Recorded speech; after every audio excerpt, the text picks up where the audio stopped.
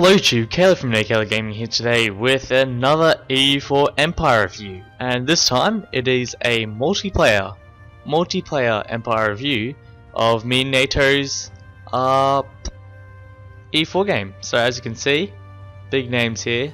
I decided to play as Bohemia, and NATO decided to play as Hungary, and so I'm just going to walk you guys through on how we created these empires. As you can see, this is the 5th of January 1821, so that's obviously the end date, but in the latest update they changed the end date to be infinite, so there's no longer any end date. So yeah, Nathan decided to play as Hungary, and of course because we were neighbours I decided to play as Bohemia. And no time throughout the game were we actually enemies, but we kind of helped each other from the sidelines. So by the start, I think I started off as a Habsburg. NATO started off as a Habsburg. I started off some random dynasty, but eventually we grew closer together. But if only I had the time lapse little thing right here, I'd show you. But I'll just tell you guys the story of these two empires. So I started off kind of, my goal was to get to the English Channel as fast as possible. Not sure why. That was just my kind of guideline on where to conquer. But I started off with conquering all these central German states, and I got a few alliances, one with Austria, one with France. You know, some pretty good alliances. And yeah, I started off chipping away at Central Europe. And NATO, I believe, started off with, you know, just basic Hungarian things, chipping away at Bosnia and stuff like that. When we actually got an alliance, which was premeditated, of course, we decided to fight the Great Polish Nation, who had a common PE with Lithuania. Sorry. So yeah, we just did the teamwork things and decided to chip away slowly at the Polish Nation. So yeah, in the first few years, I just got your basic things, you know, got the Polish corridor.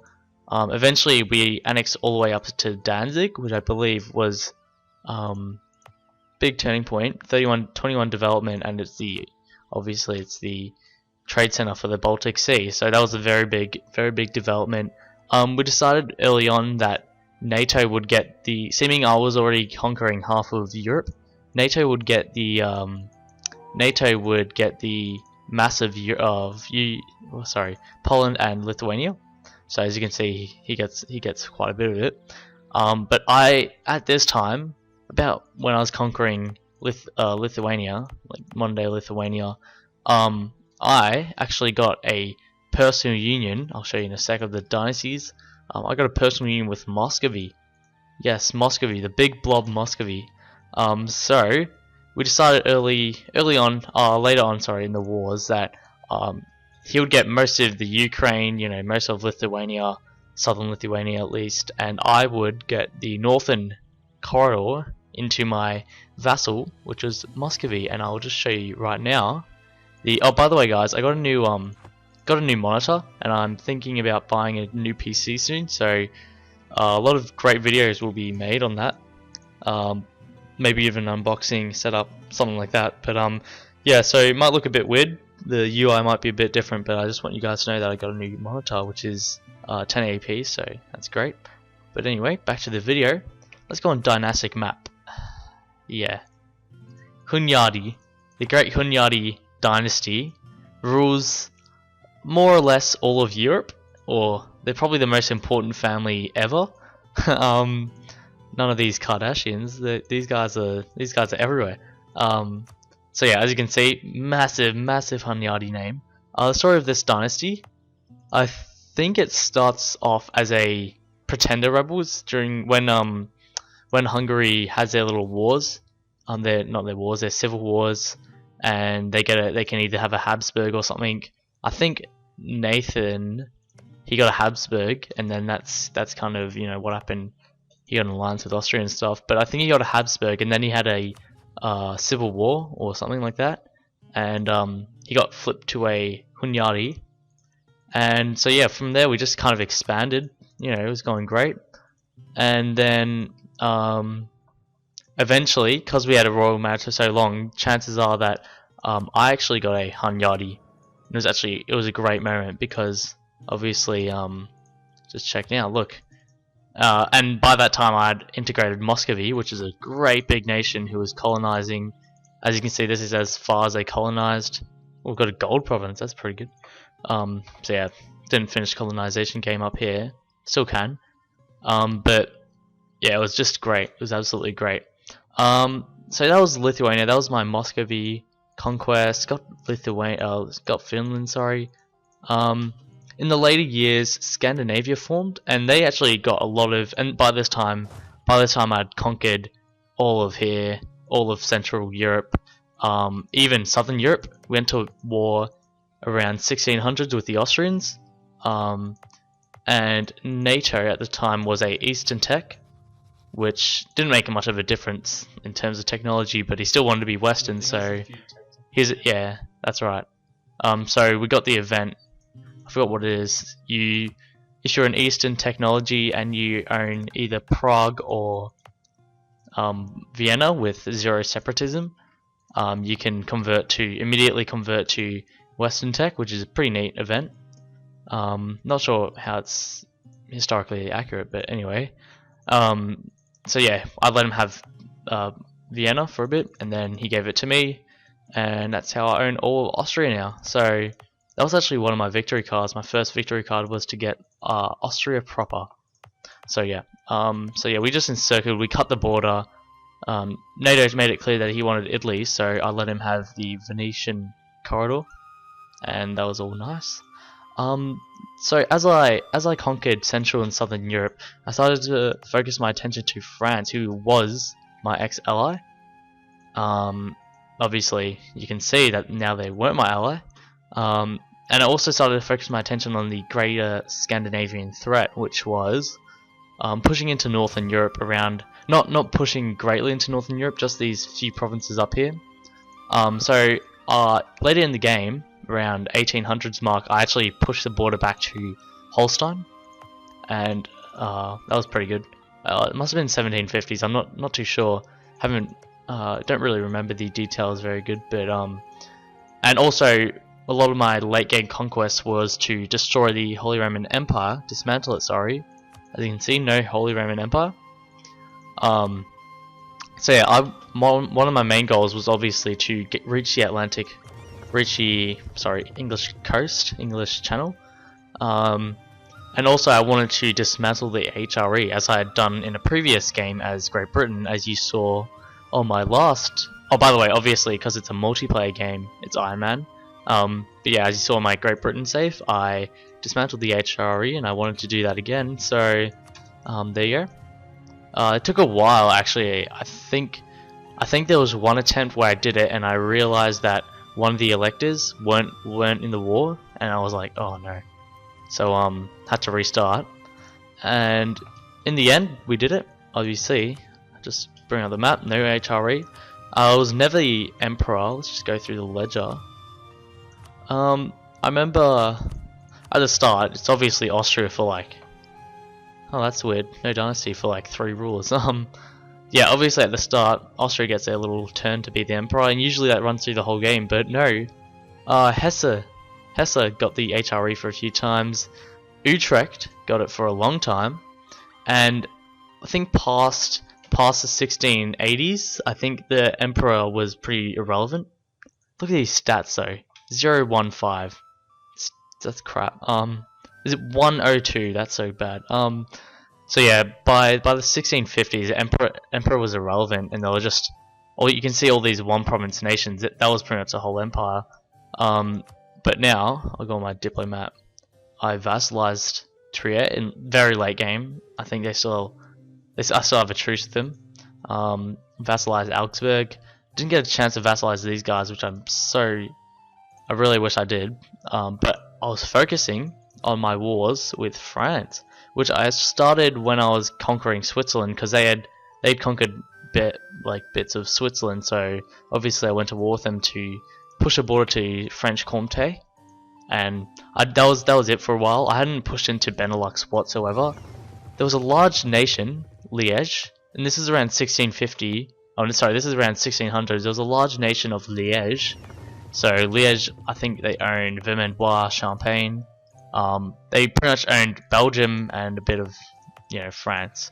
So I did what any great E4 player or CK2 player would do, and I royal marriage them. And eventually, I think their ruler was 70 something years old without an heir.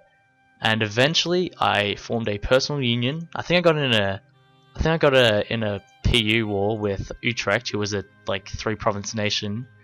So yeah, I got in a secession war, defeated them very easily, and I got a PU with Liège, who I annexed sometime in 1700s.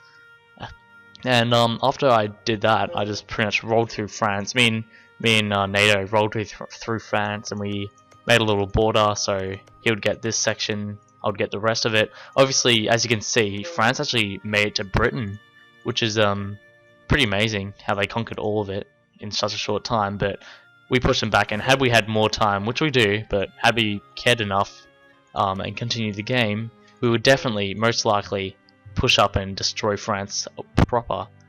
And as you can see on the bottom, NATO has conquered a fair bit. Ruthenia, Poland, Lithuania, Balkans. He has Morea as a vassal. Conquered Ottomans fairly quickly for a Hungary. Hungary. He conquered them around 1600s, 1650s or something. That's getting Constantinople, which is actually not that quick, but he was obviously focusing on his Italian ambition and African colonies. Didn't even realize that. Yeah, so he got a... Oh, this is a great one. So before I got my PU with Moscow, he got a PU with Spain, who at that time owned all of the Spanish Peninsula and Naples. So that's another big one. That was the first personal union any of us had. So he had a PU with Spain, I had a PU with Muscovy. We were pretty much the greatest empires in Europe. And when my king died without an heir, or something like that, and Hunyadi came to my throne, we just flipped out, because that was just great. That was amazing, because now we're just a unstoppable force, unstoppable family. So yeah, that's really great. So yeah, that's pretty much all happened with Europe. Had we had more time, we definitely would have steamrolled through France. I had plans to conquer all of Britannia. I'm sure NATO wanted to conquer all of North Africa. I think he wanted to start through this side and then come through the east, come up Persia. Just easier than the other way. So colonies. We obviously didn't focus on the colony game that much, but France, oh my, did they focus on the colony game? So yeah, I think I went to war with France, and I just wanted a colony just to make my empire somewhat. Yeah, that's right. Yeah, NATO's playing Victoria 2 right now, but he's got a video coming up soon. Sorry guys, I just had minor technical difficulties. So I'm right back. So obviously every empire must have a overseas colony, and when I went to war with France, I decided to get 5 provinces exactly from northern Canada. I think it's pretty much just in northern Canada, or the Canadian colonial region, and I formed the nation of Czechia, which, if you don't know, is the new English name. So the Czech Republic changed their English name to Czechia. So there you go. It's not fully integrated yet, but that was where the name was inspired from. I also I got a single colonist from an idea, and I decided to start colonizing the Eastern American coast just for lols. And I ended up being a colonial nation. I named it after the only Bohemian thing I know, and that is Bohemian Rhapsody. So obviously had to name something after that, so called Rhapsodia for lols. I also managed to protectorate over Cree, Ottawa, and Huron for no real reason. I just wanted to do something, and also it disrupts French Canada's name, so they would have been like BAM, but instead they're simple French Canada at the top. Obviously NATO, bang, big new Hungarian colony. The colonial, this game was so weird. The colonial game wasn't even finished, and it's 1821. It's very, very weird. I don't know if that just happens in the new games, but yeah, NATO got a big new Hungarian empire who was vital in the wars against the French. French got a few good colonies down there. Scottish even got some colonies. La Plata went independent. Colombia, Mexico, Haiti, British Columbia, which are still a colonial nation of Great Britain. And obviously, if we go back here, Great Britain is not a nation. But if we click on here, we go on Great Britain, they're still a nation. Whoa! And we click on their flag, and we find that their capital is some lowly island with 5 development in the middle of the Indian Ocean. So what a great nation that is. I see NATO had actually conquered South Africa, but just destroyed. It's autonomous from rebels. Iraq got pretty big. Persia got pretty big. Ming got averagely big. You know, they didn't usually blob anymore in these new updates. Korea actually reversed the historical situation where Japan was conquering itself, but Korea actually managed to conquer Lower Japan as well as bits of Manchuria. Anyway, Shivon starts off as a 2-province nation. I think these two, and they managed to get themselves into a nice little empire. And I'm not sure if that's from the opportunities of Ottomans being weak, but and Persia declaring war on them. But that's very nice achievement from a 2-province nation to get something like that, especially with our 2 empires in the way. So you know, Africa is just Africa. Congo is just dominated. Kilwa dominated. You know, just your average Africa. Even Egypt formed. That's a nice little achievement there. Portugal's California. That's nice. We got a tribe that was never conquered. Another tribe. Yeah, it's still pretty good. Let's go on religion map mode. So obviously, like, me and NATO found no reason to go Protestant. It was other than the modifiers you get for being Protestant. It wasn't really worth converting. We were already so big, and if we went Protestant, we would have had to convert everything. So,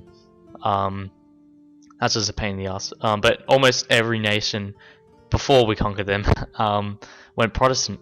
So yeah, we're Catholic. Everything's Catholic. It doesn't really matter. I think I was a pope for about a good 20 decades, 200 years or something. Just noticed that I'm converting that now. But yeah, I was also but just before I annexed Russia, I force converted them, which is a nice little trick I learned, and it allows you to still annex them, but yeah, they get really angry with you before you annex them. But yeah, just try to clean that religious mess up in Russia. So yeah, that is pretty much it as far as like history goes. I got a cultural union.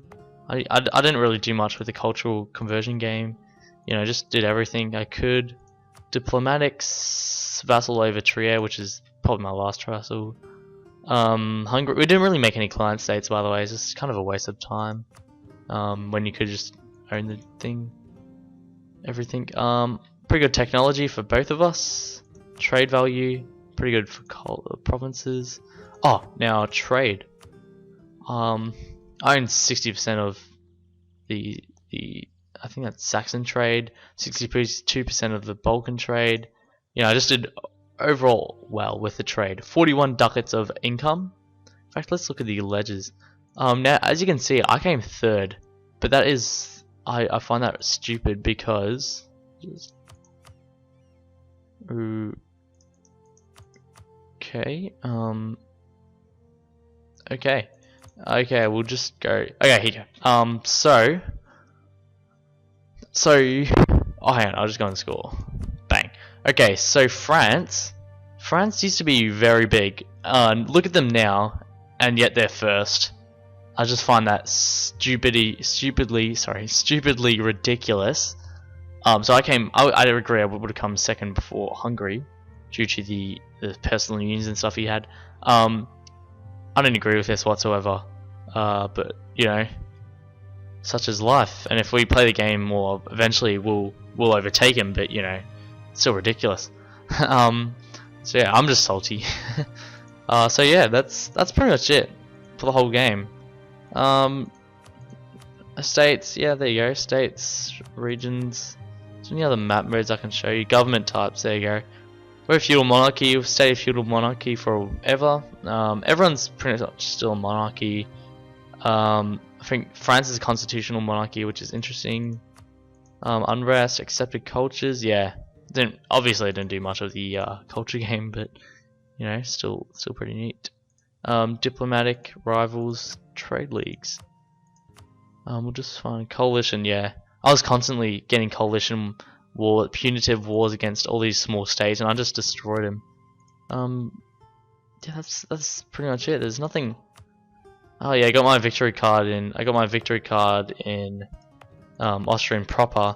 It's so stupid because our victory cards, after NATO had conquered all these provinces, I got victory cards in his territory, and he got a victory card on my capital territory, which is kind of stupid. But yeah, it's still pretty fun. I'm happy with the victory card system.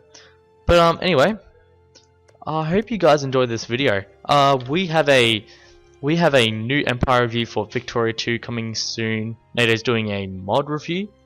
Kind of, it's a expansion mod kind of thing. He'll explain it in his video. Also, I'm playing a achievement run, and it's not recorded, but I will definitely be doing an Empire review of the result. So anyway, as always, I hope you guys enjoy, and we will talk to you next time. Have a good night. See you later.